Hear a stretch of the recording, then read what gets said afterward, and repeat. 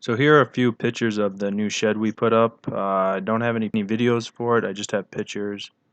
So in this one we were working on tearing down the old shed that was in the way. We wanted to use the cement that was inside, but the building had to go for the new shed to be put in. So we were taking down the tin and ended up putting that on the barn on the sides.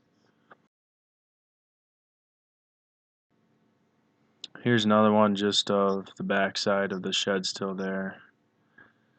We ended up having the poles in before getting the shed out, but we worked around it. Here we're moving the gas line from the wood shop to the outside of the new shed. He didn't want it in the center. Here are the trusses being brought in. They sat there for about a month before we had everything set to go. Here's one of putting in the first rafter. It was kind of a bugger on the first one, but after that we got going. It was nice having the telehandler. Just another view from the back side. Getting the first rafter set. Here's a few more put up. My brother was in the middle.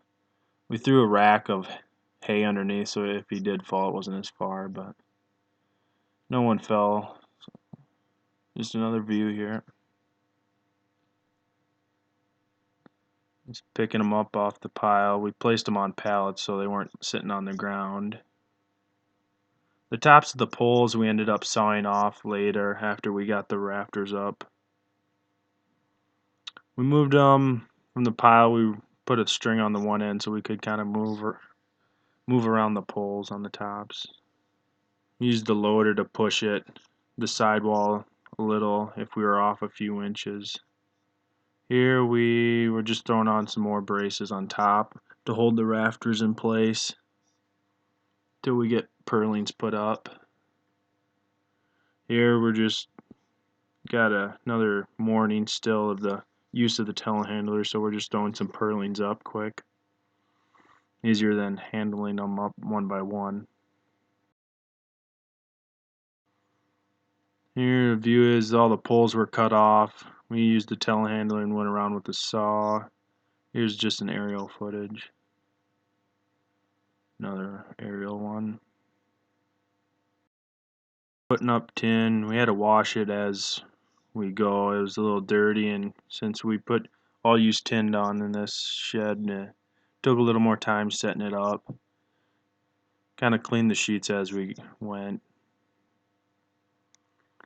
Here he's screwing in screws. We had to match the same screw holes that were set, so we didn't make any new ones, and we didn't have to caulk the holes that we didn't put screws in, so it took a little more time setting the sheets up and factoring where all the holes would be for the purlins. Here's just an inside shot with the side tin already on, and so working on the front doors. We had two sliding doors.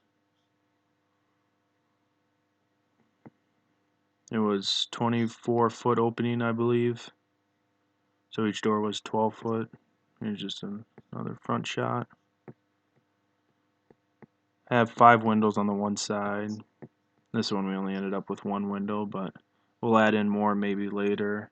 Here we were working on the side door. We have that all up now. Still have to caulk some of the holes on the sides. We weren't able to match all the side ones up with the studs, but well, he wasn't too worried about that as much as the roof he was worried about.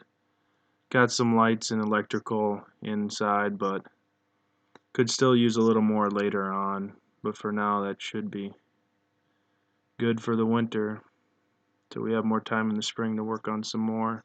Got to put some tie downs on throw a rod through the pole into the rafter and hold it. Right now we just have 5 nails in, so makes it a little stronger hold down with the rods through. So still got to do some of the poles there too.